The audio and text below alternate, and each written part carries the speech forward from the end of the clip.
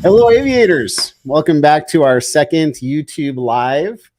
I am Jason Miller, certified flight instructor, host of the Finer Points, and today we are going to talk a little bit about flying in kind of a roundabout way, but I think this is a really, really important point to be made. Wow, look at all these comments. All right, let me just see if there's anything in here. Y'all have been waiting just a moment. Is this being recorded? Yeah, you can see this on the channel later. Just so you guys know, I'm doing one of these a month. There is a schedule at learnthefinerpoints.com/live. Next month, we have RH from, thank you, Jacob. We have RH from Opposing Bases joining me. So if you have questions for ATC or you want to hear that conversation live, that's when that'll be happening. And finally, the top 5 things all pilots should know as we close in on Christmas. We'll keep going into the next year, but if there's anything special you guys want to hear, let me know. But the idea is that we can have more of an interactive time together.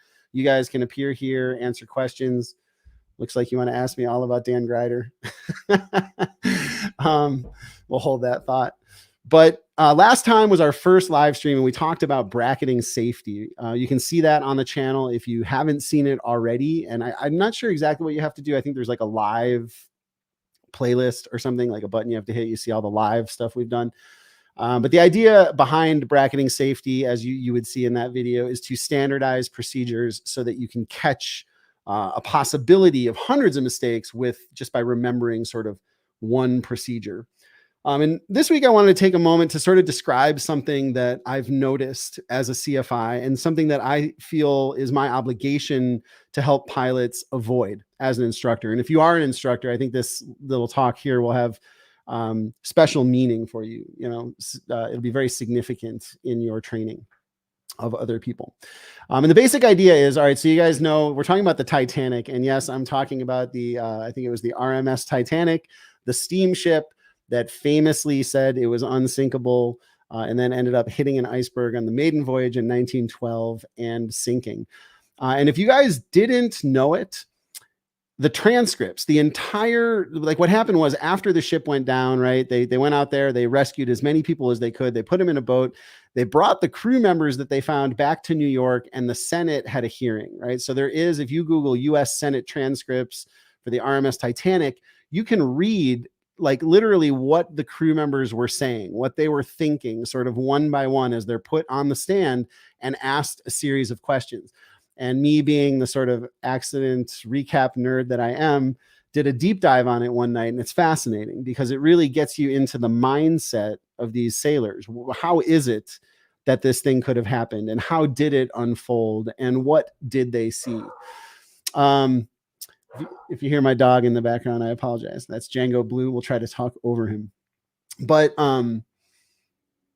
so let's just recap kind of what did happen for the Titanic. And just so you guys don't know, before steamships, the way they crossed the ocean, in case you hadn't put it together, was sailing vessels, right? And sailing vessels are powered by wind.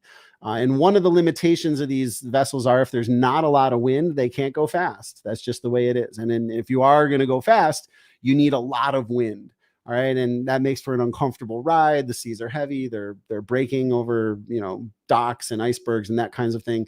And that's how you would get speed. So they invent this new technology, the steam engine, and all of a sudden, out of nowhere, they have the ability to go 3 times as fast as they ever went in the sailing vessels in most cases, 20 knots or so in a straight line without having to tack with the wind on a night that's dead calm. Right? What an amazing technology. So they're feeling, if you read these transcripts and you sort of get your head into the mindset of these sailors, they're feeling proud of this new technology.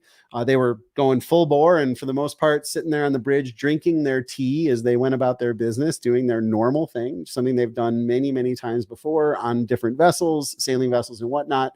And here they are now barreling along 20 plus knots on a calm night.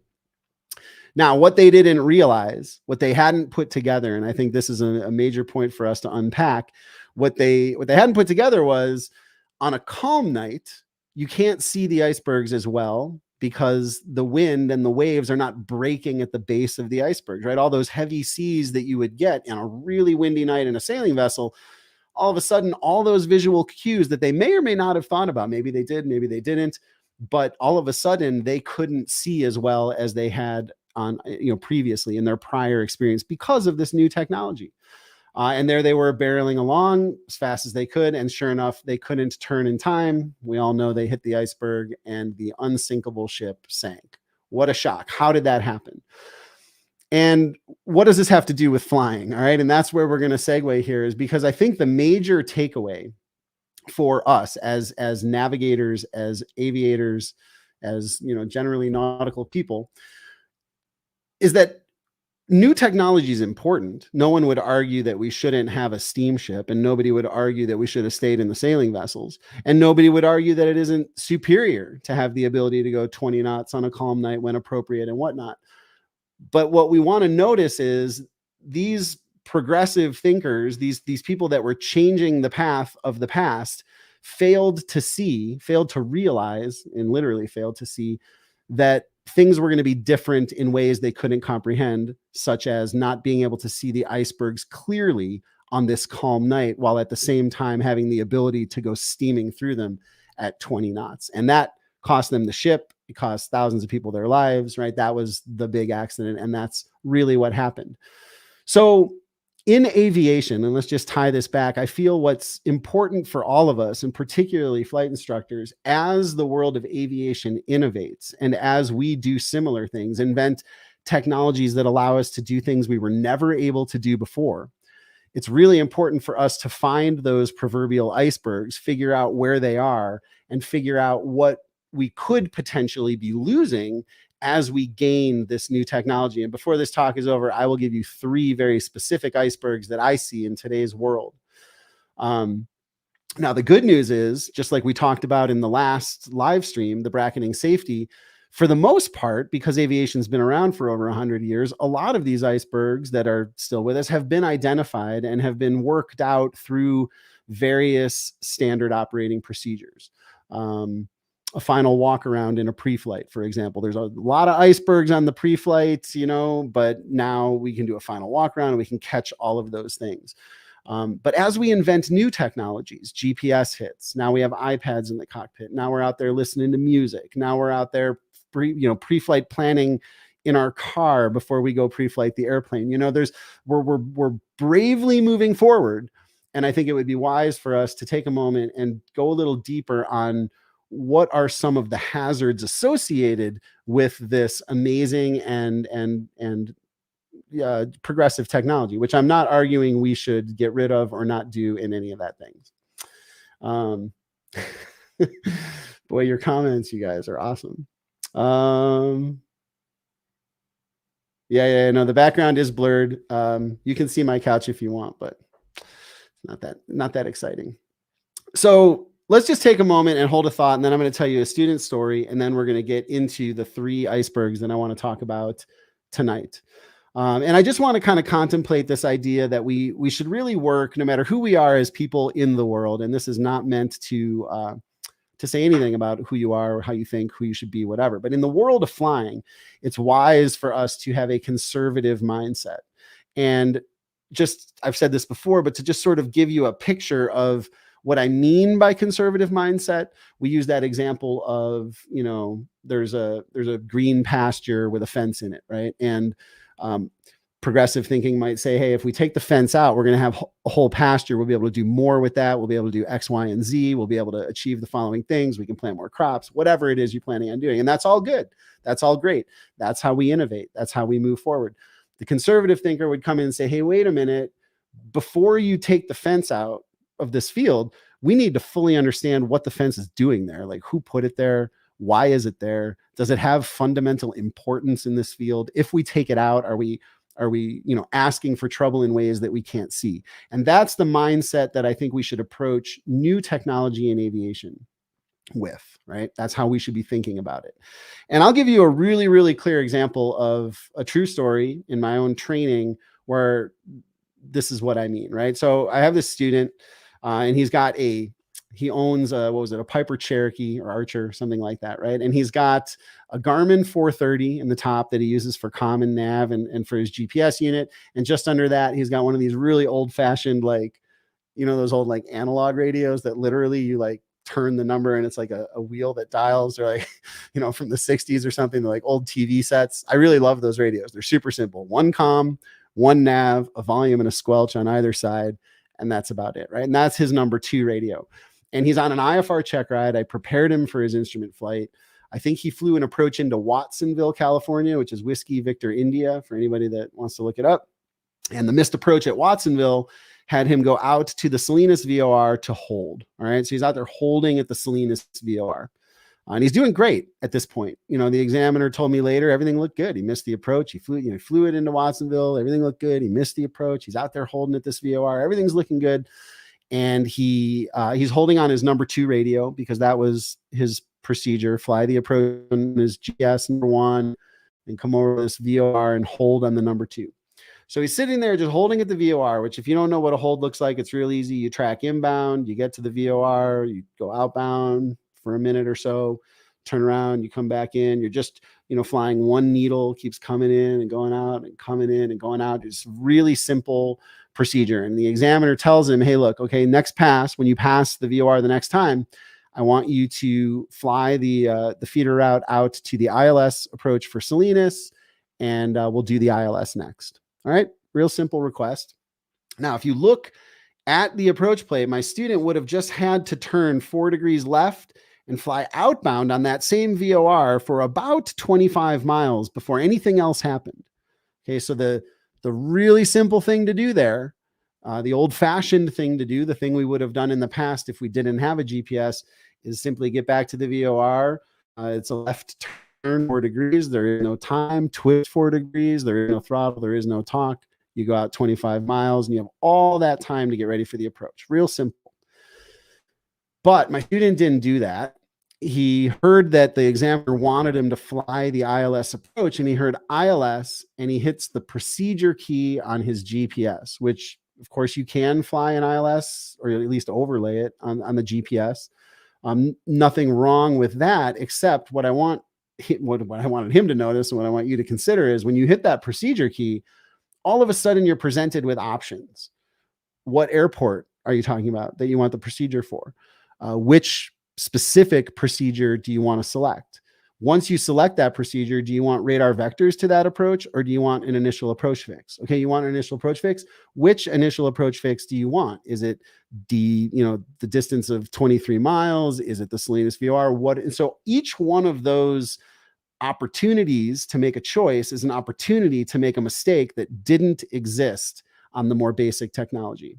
All right. And so what did my student do?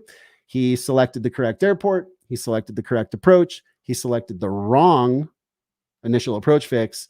And then he hit direct, activate, and turned toward a mountain. Wasn't only 20 seconds more before the check ride was over. He had failed. And the examiner said to me afterwards, and said to him too, like, oh man, he had it. He was right there. Like, what did he go for the GPS for? Why go to the GPS? He had it. And that's the point. Why go to the GPS? And that's where I want to sort of think about an iceberg like that, because that's what I'm talking about when I say proverbial iceberg. Is the GPS is a positive technology. No one's going to argue that.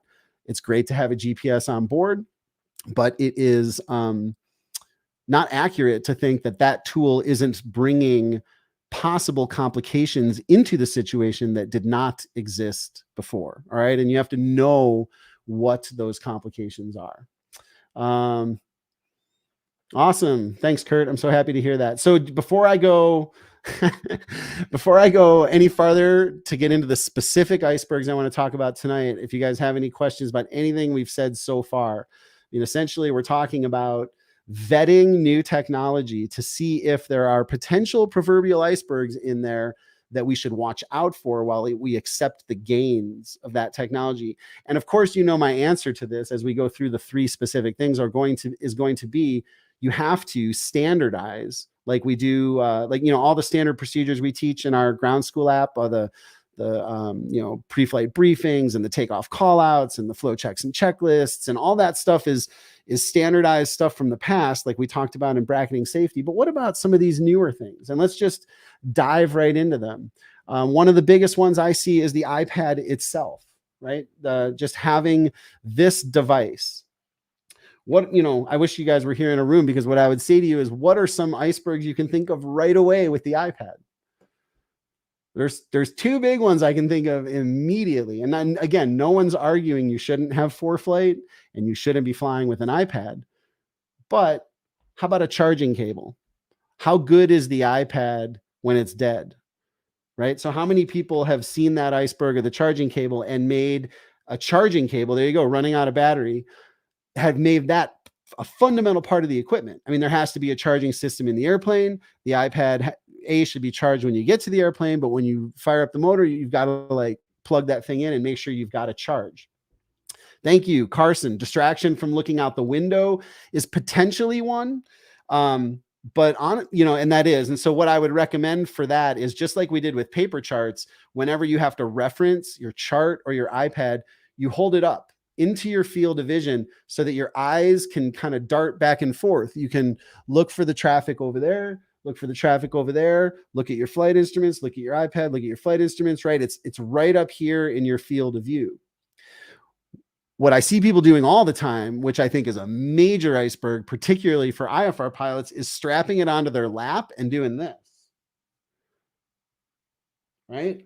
If that's you flying around like that on your iPad where your head goes down 90 degrees and then you look up again, heads up, you're a little bit like Captain Smith right there. Look out. There's an iceberg coming. And part of the reason is spatial disorientation, the fluid in your inner ears. There's that motion, that 90-degree head down motion exacerbates any spatial disorientation you might be feeling. So the FAA has a spatial disorientation simulator, and the thing they do at the climax of the simulator, after they've got you spinning around or whatever, they tell you to drop your pencil, look down at the floor and pick it up. And that's when it feels like your feet went over your head. Like the whole world just falls apart. You're feeling, everything's spinning. So the idea that you would have the iPad strapped to your leg is not a good solution unless you can easily remove it and hold it up. All right. It's also not a great solution to have it over here in your window in the Lindbergh reference. I think if I had to pick a battle on that one, I would say the yoke, like Ski Golf Mike said here in the comments. He's got it mounted on the yoke. That's probably the best place, the lesser of the evils. But my point here is not exactly to help you figure out what the proper solution is, but rather to get you thinking about some of these hazards, these proverbial icebergs, right? And so those are two immediate ones that I can think of with the iPad. Let me know if you guys think of another one down there with the iPad, but I think it's a perfect example of that kind of thing where it's like a huge value. No one's going to let go of their ForeFlight, right? Like everyone, we're all in, we got it. And there are some ways in which we use it that would be prudent to consider and things we should avoid altogether. Another one is music, I think. And I'm not going to be I hate the ostrich approach where I'm going to put my head in the sand and say, well, I never listen to music when I fly, because that's not true. And I don't know, does anybody here listen to music when they fly? But I also don't buy that it's not a distraction on some level, and so I think there's some thought. It deserves some thought, right? You should put some thought into where are you going to standardize around that? Are you going to say only in cruise flight, right? Not in critical phases of flight. Eric Patterson says definitely not at all ever listening to music. But this is a thing, and people are out there doing it. And I've got, my Bose headset up here. You can easily Bluetooth to it. And I honestly don't see in cruise flight between here and Palm Springs after we're at altitude and I'm talking to ATC and the flight plans are filed, I don't see anything wrong with turning on a little quiet background music. There's nothing wrong with that in my mind. But again, everybody's different with these standard procedures, right? Like some folks might be like Eric might be a little bit more conservative than I am on that level. But certainly not, once we start our 5As, we're getting the ATIS, we're doing our approach briefing, we're getting, the avionics, that kind of thing, then I would definitely just turn it off, right? So something for you to think about, where and when do you say no to that? Like when are you going to allow yourself to do that? And this is the kind of thing that you would add to your operations manual, right? This is the kind of thing you want to think through right now while we're sitting here in the comfort of our homes and not up there flying, and define for yourself, like where and when that's okay. All right, it's great. Another one and this is going to be the last specific iceberg we talk about, unless you guys have specific questions. But I think in general, something in the neighborhood of flight planning. I don't know exactly where this, like how to solve this problem, but you guys may have heard me say this before. If you consider flight planning before you had a tool like ForeFlight, it was a 2.5, 3 hour process for most of us. If you were seriously doing it, involving multiple charts, drawing lines with your face, 3 inches off the chart, figuring out true heading, true courses, and what the magnetic headings are going to be, and what the winds are going to be doing along the various stages of the flight. And you really, really, really had to look at it because it did not inspire confidence, right? You do it and you're like, is this going to work? You had to analyze every part of it. But at the end of that process, after 2.5, 3 hours of doing that, you really, really knew a lot of information about that flight. After looking at your line, you knew where all the national parks were. You knew where the towers were, probably. Maybe you took the time to write down frequencies. There was no rush. Now, I'm not arguing that I missed that per se. So I don't want to go back to that. It's an amazing thing to have my ForeFlight here and, plan flights in the evening. You just plan flights real easy. You just draw a line, you bend the line, you overlay some things to see if you're going through airspace, and you're kind of in it and you're out of it. So I just sense there's an iceberg in there somewhere, right? We have to try to use the power of this tool of ForeFlight, and it's an extremely powerful tool. We have to use that power such that we end up at the end of the flight planning process to know more than we would have 30 years ago. There's no reason we can't know far more about the flight, right? But is that the experience you're having? Scott, we still teach that. We teach it too, Scott. I'm just talking about folks after they get out of the flight training world, they tend to drop this. And this is why we're having this conversation, right? Because I want people to remember in training how much you knew and got out of that flight planning process, and to just remind you that at the end of flight planning with a tool as powerful as ForeFlight, you should know more. You should know more than you did back in the day. And so just to not get lazy with the ForeFlight planning, right? Make sure that you're approaching that type of flight planning with the same diligence you're approaching it on paper charts, only now you've got the power of the world at your fingertips. And so just as sort of a general thought. Yeah, and that's what I was saying, flip for wins, is like everyone learns that way, but outside of school, we rarely use it again, which is why I'm trying, inspiring. If you're an instructor, consider this. And I literally have this as a lesson, somewhere along the way, I will transition my students during the cross-country phase from paper to ForeFlight. I used to tell them, no, you can't use ForeFlight at all, but I realized they're going to graduate me and they're not going to have any protocol or procedure or familiarity. So that's no good. They have to use the product with me.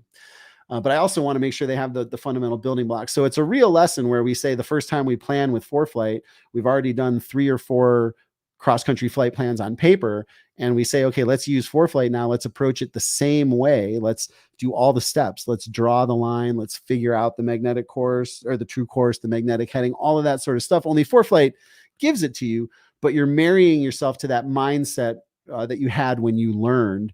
And you are keeping conscious of the fact that you want to come out of this process knowing more than you did when you were a student and you didn't have access to this technology. Awesome. You guys, that is what I want to tell you about lessons from the Titanic. Does anybody have any questions before I sign off for this month? Remember, we're doing these every month. They do live on the channel. They are live there. Jacob, you have a schedule you could show us real quick. Yeah, there it is. We saw that in the beginning. And also, if you're interested in our ground school app, which has all the standard procedures we're talking about tonight and much, much more, you can get that at learnthefinerpoints.com. So there you go. You get a free 3-day trial. Let's see. I'm a student and I compare my work on paper charts against ForeFlight to check my work. That's awesome, Cam. And Paul, you're using Garmin Pilot. Same message applies. I'm a ForeFlight user, so I'm saying ForeFlight, but in fact, I don't think I've seen Garmin Pilot, but I'm sure the same message applies, right? The idea is there are icebergs in there somewhere. And with the power of that tool, you should really end up knowing more than you did if you spent 3 hours studying the paper.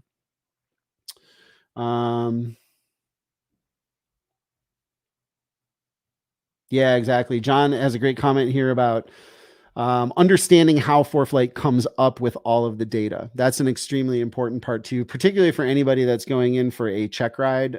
You are absolutely going to have to know that. If you tell the examiner it's what your ForeFlight performance profile says, you better be able to explain that. What climb rates are they using? What fuel burns are they planning? Where did they get that data? You have to know all that. In some cases, it's a little bit like when you pre-flight and they tell you to review all the placards on the airplane. You might not do it every time. You know, you might prove to yourself once that, yes, this airplane has every single placard in the POH. I've gone around the airplane. I've made sure of that. And, you know, that may not be something you do at every pre-flight. So once you understand how ForeFlight gets the data, I think it's okay to sort of, if you are willing, or a Garmin pilot for that matter, to trust it after that fact. But whenever they come out with a new feature or a new, you know, like the glide amoeba, whatever that is, the, you know, the glide advisor, just little things like, is that based on forecast winds or is that actually calculating your current ground speed, wind correction, and all of that sort of stuff? These are just questions you want to know about, the answers you want to have. What do I think about private pilot students using ForeFlight to determine VFR traffic pattern entries at uncontrolled airports? I would prefer, I don't use that feature with students. And you have to keep in mind too, when it comes to something like ForeFlight, it's an extremely powerful app. It looks like my whole camera just went like, did I just fade into the ether? Can you guys see me? Is that like my camera? What is that? The sun hitting it at a weird angle? Anyway, all of the features in ForeFlight are not going to be appropriate for every level of user, right? If you're a student, you may, you know, and ForeFlight certainly knows this, right? Like there's features in there for jet pilots, professional jet pilots. These aren't going to apply to light airplane pilots. And there are things in there that won't apply to students. So even that in and of itself, sort of developing a standardization around what you use and how you use it, when you use it, is probably a wise idea. Without, you know, again, just to sort of tie it back to the Titanic, you just don't want to be Captain Smith on the bridge drinking your tea, feeling good about yourself, right? Like that's, you don't want to be caught off guard like that. So have thought things through, figure out what purpose the fences of the past had, and figure out how you can apply those fences to the performance of today is the idea. Camera needs sunglasses. Indeed it does. Yeah, good ADSB is good. Let me just scan this real quick, see if I'm, you know, thank you guys for showing up live here. This is the whole live thing. So I am going to see if I can answer any of these questions.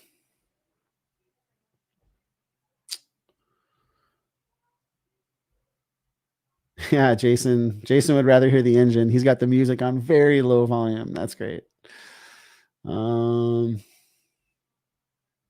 Yep. Overheating. Thanks, Andy, for the iPad proverbial icebergs. We did not mention overheating. I've got a dozen of those stories though. One of them was pretty bad too. A friend of mine in a Seneca was above the clouds going into Oregon, and he got kind of a slam dunk approach, you know, and his iPad's over in the right seat. He's above the clouds. He gets this final turn in a Seneca. He gets sort of dropped into the clouds just outside the final approach fix, grabs the approach plate only to see a big temperature indicator, right? There was no approach plate. And there he is in the clouds now on this approach. So that's a great point. Thank you very much. But really, you guys, again, it's not about specifics in this particular talk. It's more about calibrating yourself around the mindset of being conservative in the face of progressive technology. And those are the lessons from the Titanic. So anyway, we'll see you guys next month. Thank you very much for being here. Yeah, have a great month, and we'll see you next time.